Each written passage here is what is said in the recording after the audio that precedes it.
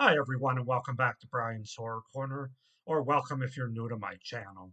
Either way, if you like, hit that subscribe button down below. It would really help me out. Um, but with that being said, today, of course, we're going to take a look at another horror movie pack from my collection, and we're upping the ante a little bit as far as the amount of movies, and we're going to up it even more over the next couple that I review here in June. But uh, the horror pack today is Masters of Horror, 8 movies. So you can see the movies there, I think. There's the back. I'll read a little synopsis as I go through each one of them. So I did kind of cheat a little bit on this one, even though it says 8 movies. I actually only watched, and I'm going to talk about 6 of the 8 here. Um, and one of them should be pretty obvious as to why. This one, I did not watch Halloween: The Curse of Michael Myers because I have that movie with my franchise, and I've already reviewed it on my channel when I reviewed the franchise a few years ago. Although, to be honest with you, I do need to go through and probably review those franchises again, like the big three, and even Chucky, because I did it back in 21 or 22. So it's coming up on 3 years now. Nah, I won't do it yet. Maybe in a couple of years. But anyway, so that one's not going to be part of it. And then the other one that's not going to be part of it is Cursed here with Christina Ricci. And that's because I have a single release of that movie. And I'm going to review it at some point in the future from that single release. So basically these two are null and void. But the other 6 I did watch, and I'm going to talk about as part of this horror movie pack review.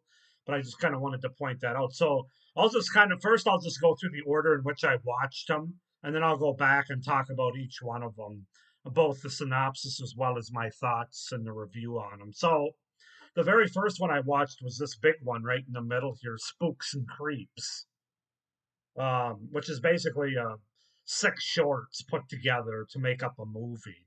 Then I watched Hellraiser 3, Hell on Earth, which, funnily enough, I'd never seen before. I haven't watched a lot of the Hellraiser movies. In fact, I've only seen the first one twice and the second one once. I have those two on a double pack. But I never saw Hellraiser 3, Hell on Earth. So I watched that one second. Then I watched Blindness right here, which was an interesting movie with Julianne Moore and Mark Ruffalo, also Danny Glover, and Blindness. Then I watched Immortality after that with Jude Law. Then I watched The Dead Outside. And then finally I watched Slaughtered, an Australian slasher movie. So yeah, that's kind of the order of how I watched them. So now I'm just going to go through each one of them, and we're going to talk about them. And then ultimately, I'll talk about this overall horror movie pack. Am I going to keep it? Am I going to get movies single releases, or am I just going to watch them and keep them on this movie pack, or am I going to get rid of all of them, the whole movie pack? So we'll get into that at the end. But we're going to start with Spooks and Creeps. I won't sing anymore, I promise. But it's a collection of horrific shorts. So this was from 2004. I'll just read the synopsis. 6 spooky shorts featuring funhouse freaks, vengeful sea creatures, and bizarre science experiments. It's 93 minutes. As I said, it's from 2004. And you have Alice Cooper and Ewan McGregor in this movie. But don't get too excited. They're like Alice Cooper is just like in a couple of flashes in the first short, I should say. And Ewan McGregor's in one of the shorts, which is probably about 2 or 3 minutes long, the shortest one of all the shorts. So, but I think it's funny that they put them two on there for top billing. Um, I didn't mind Spooks and Creeps. Yeah, I'm not a I've watched a lot of like horror shorts like on YouTube and stuff. They can be kind of fun when you don't have a lot of time to sit down and watch a full-length movie. Um I did think these started out better than they finished. Where's my phone? Um I have notes on the individual 6 here. So Rebecca Gayhart's also in one of the shorts. Um So the first one is 2 pals discover the dangers of carnivals and Freak Show. This is the one that has Alice Cooper attached to it very briefly. This was probably one of the better ones, frankly. Like I said, I think they started out up here and then they kind of did the steps down towards the end. The last three didn't quite stick the landing, although they did have some interesting ideas. But Freak Show was the first one. A sea creature preys on victims and desserts. That's the one with Ewan McGregor that's very short but very effective. That actually might be my favorite one, not just because Ewan McGregor's in it, but I love the irony of it. How a sea creature basically lures a human that's on land into the water with the old bait and hook, if you will. Um, a man has a twin who only surfaces when he sleeps in Doppelganger.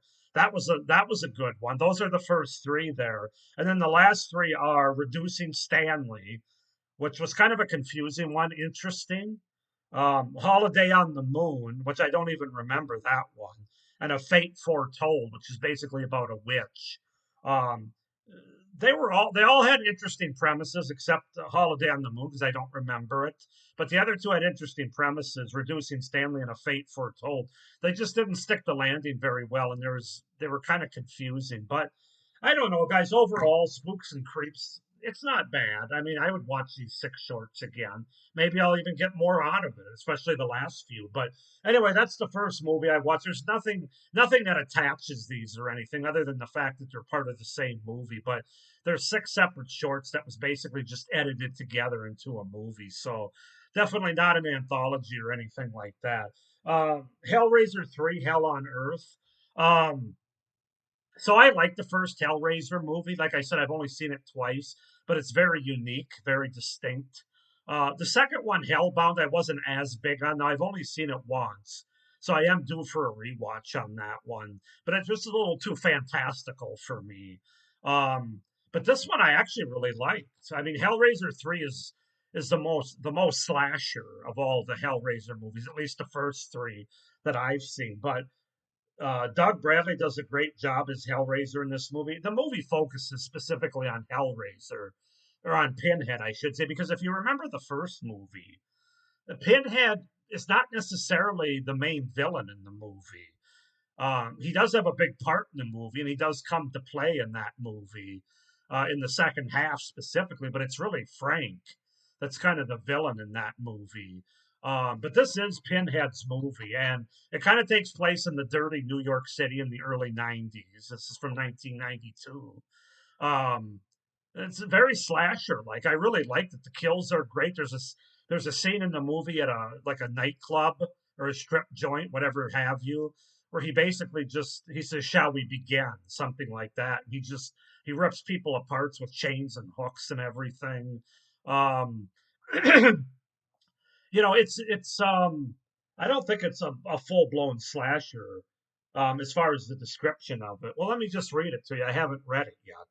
Hellraiser 3, Hell on Earth. An ambitious TV reporter discovers the Lament configuration box, and now Pinhead walks the earth again. I will say the acting's definitely not as good in the third movie as it was the first couple, other than Doug Bradley. But I did like Pinhead the most in this movie, and it has a lot of good kills and a lot of gore in this movie. So if you want more of a slasher movie with Pinhead, I would recommend Hellraiser 3, Hell on Earth. I liked it. And so, yeah. So that's that one.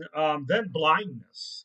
Blindness might be the most weird, might be the weirdest of all these movies. Let's see. Blindness is from, I believe it was 2008. A plague of blindness strikes, and one woman feigns the illness to share an uncertain fate in quarantine. Of course, that character is Julianne Moore. She's the woman. Her husband is Mark Ruffalo. So yeah, basically,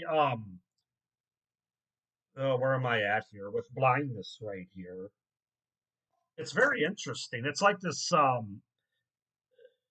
basically like this illness that causes people to go blind, and the people that have it are contagious to other people. So you have husbands giving it to wives and vice versa. Um, but what's weird about it is so all these blind people are basically they all go to this asylum that the government sets up for them, a place to sort of quarantine them from everyone else.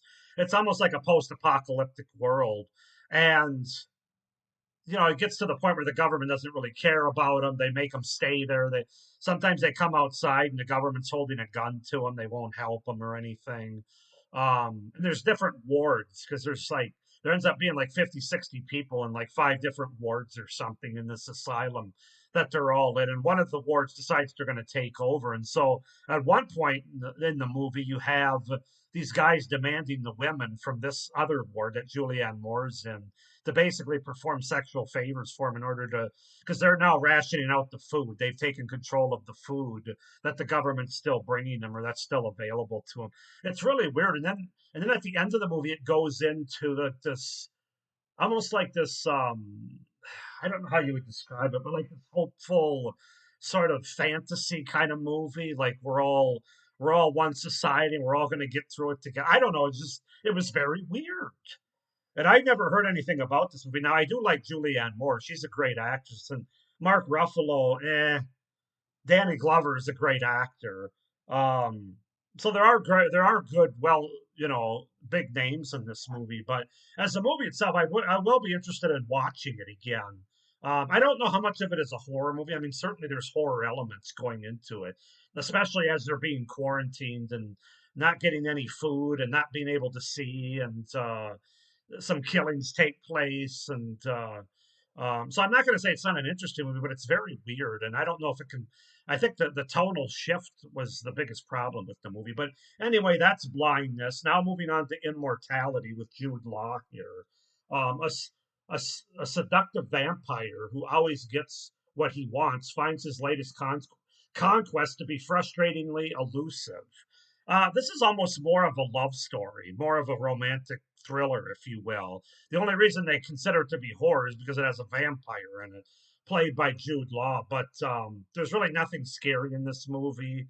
I believe this was from 1998, so kind of before Jude Law was Jude Law, as we've come to know him. Yeah, I don't know. It's okay. I mean, for like a romantic horror thriller, whatever you want to call it, with a vampire, it's okay. Jude Law's good in it. You can kind of see the stardom coming his way from it, but I don't know. That's all I can really say about that. Then I watched The Dead Outside right here. Let's see. In the stark aftermath of a neurological pandemic, two strangers come together on an isolated Scottish farm. This is a Scottish horror movie, kind of a zombie movie, but also a psychological thriller movie where the two main characters have all the psychological stuff and flashbacks going on in their head. All the while, they're trying to fend off these neurologically, not really, I guess they're zombies, but it's more of a pandemic. It's more of a virus rage almost. Um, it was interesting. I couldn't understand what was going on because the characters, when they were having dialogue, there's like this soft music playing in the background that's going at the same time they're talking. I don't know why the fuck they did that. But it did have some good kills, some gore in it. The two main characters, I'd like to say they were interesting, but again, I couldn't really hear what was going on. I didn't really understand what was going on, other than like they were the last two not infected on this farm. And the one character, this woman, she has some sort of ability not to get infected, and they want at one point they want to take her to a medical facility to run tests on her, and she of course is against it. And I don't know, it was different, it was unique, and I didn't think it was too bad, to be honest with you.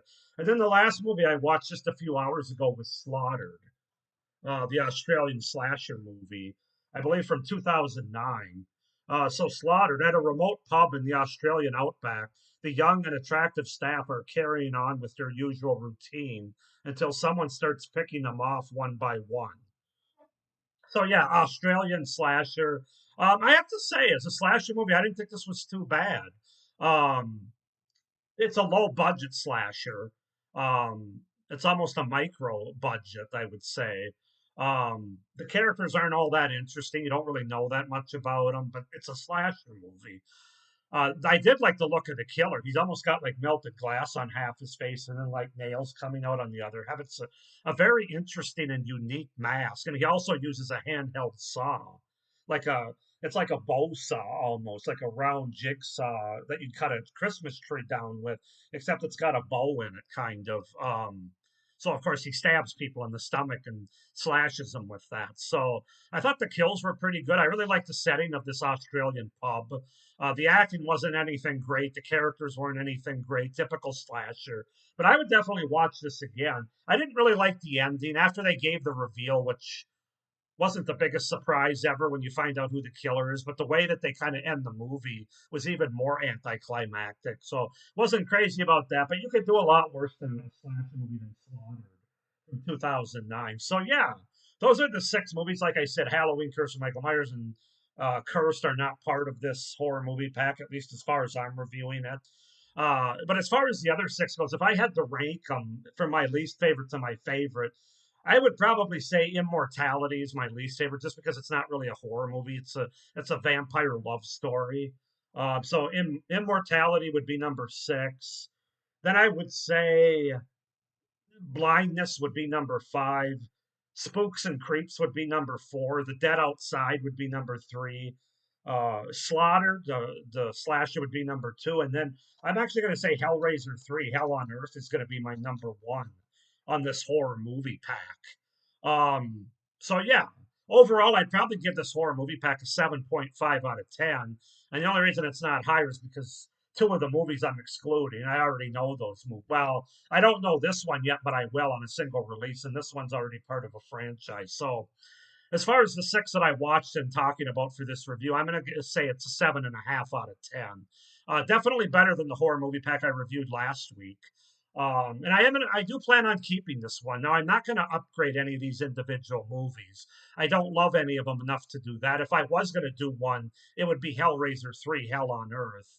But at this moment, I don't really have any plans to upgrade. I think I'm just going to keep this and go back and watch it as I have with other horror movie packs that I've kept. Um, but yeah, I could definitely see watching all of these, with the exception of maybe Immortality and maybe no. I watch Blindness again because I'm curious if I'd get more out of it. I'd probably watch them all again if I'm being honest about it. So yeah, that's the 8 movie pack, Masters of Terror, the horror pack that I'm reviewing this week. So go ahead and comment down below what you guys think of any of these movies, especially the lesser known ones. Even Hellraiser 3, you could let me know what you think of it if you've seen it. Please like this video, hit the little notification bell, and as I mentioned earlier, if you want to subscribe to my channel, it would really help me out. Now, a little caveat for the I'm gonna do two more horror movie packs for the month of June. And the reason I'm only gonna do two is because these are gonna be big horror movie packs. I went from 5 to 8, now I'm gonna go to 10 and 12. So I can't watch 10 movies in 5 days. It's just not feasible for me with having a wife and a 9-year-old son. I can't just put on one of these movies whenever I want. So I'm gonna take 2 weeks at a time to watch the 10 movie pack, and then the last 2 weeks of June, I'm going to do the 12 horror movie pack. So you'll see a video from me around June 13th, Friday the 13th, by the way, of June. That'll be the first 1 to 10 pack, and then I'll probably the other one 2 weeks later on June 27th, for that horror movie pack. So just kind of wanted to throw that out there in case you guys were looking for these every Friday throughout June. It's going to be every other, so the 13th and 27th of June. With all that being said, this video is running long, so I'm going to let you go. I hope you enjoyed uh, this horror movie pack review. Uh, I would recommend this horror movie pack, but thank you for watching, and as always, stay scared. Bye.